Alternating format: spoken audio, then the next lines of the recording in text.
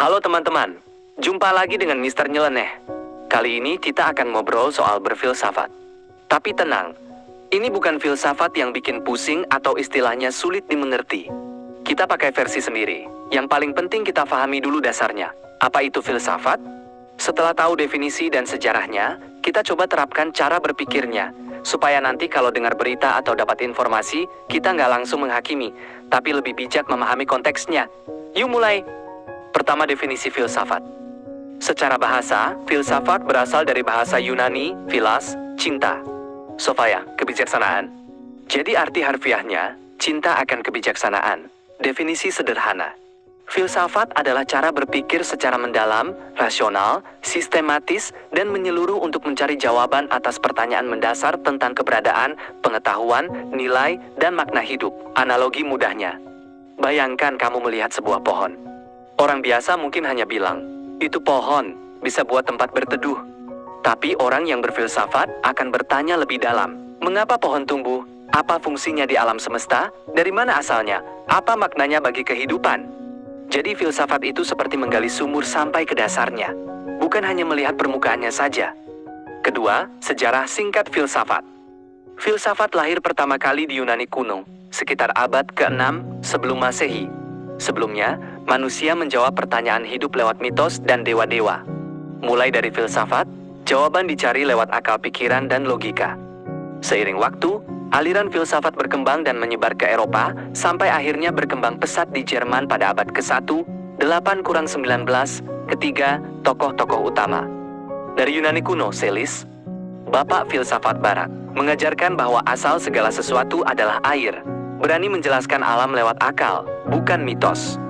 Socrates, prinsipnya, kenali dirimu sendiri dan saya tahu bahwa saya tidak tahu apa-apa. Cara berpikirnya dengan bertanya terus untuk menguji kebenaran. Plato, murid Socrates, mengajarkan dunia dibagi menjadi dunia nyata dan dunia gagasan. Menulis buku terkenal negara. Aristoteles, murid Plato, ilmunya meliputi logika, etika, alam, politik. Mengajarkan bahwa kebenaran bisa ditemukan melalui pengamatan, sampai ke Jerman. Immanuel Kant, tokoh besar filsafat Jerman, menggabungkan pengalaman dan akal pikiran. Prinsipnya, bertindaklah sesuai aturan yang bisa kamu jadikan hukum umum. Georg Wilhelm Friedrich Hegel, mengembangkan cara berpikir dialektika. Ada pendapat, ada bantahan, lalu muncul kesimpulan yang lebih lengkap. Arthur Schopenhauer, membahas tentang kehendak hidup dan penderitaan, mengajarkan kita memahami dorongan dasar manusia. Karl Marx, membahas hubungan antara manusia, pekerjaan, dan struktur masyarakat. Keempat, tujuan dan manfaat berfilsafat. Tujuan, mencari kebenaran yang mendasar dan tidak mudah berubah. Melatih cara berpikir yang logis dan kritis. Memahami makna hidup dan tempat kita di alam semesta. Membuat keputusan yang bijak. Manfaat. 1. Tidak mudah percaya begitu saja. Selalu bertanya, apakah ini benar? Dari mana sumbernya? Apa alasannya? 2. Tidak gampang menghakimi. Kita lihat dulu konteksnya, latar belakangnya, bukan cuma mendengar satu sisi cerita. Analogi, kalau kamu melihat seseorang memukul orang lain, jangan langsung bilang dia jahat. Cari tahu dulu. Apakah dia membela diri? Apa penyebabnya? Di situ letak filsafatnya, berpikir sebelum menilai.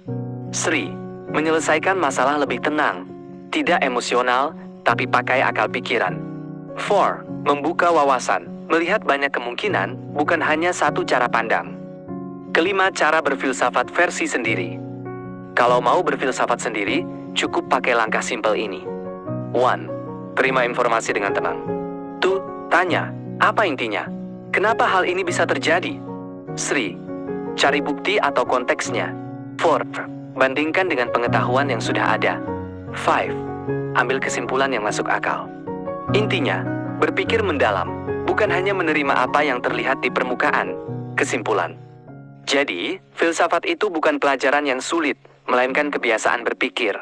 Sejak Yunani sampai Jerman, para tokoh besar mengajarkan satu hal. Carilah kebenaran dengan akal.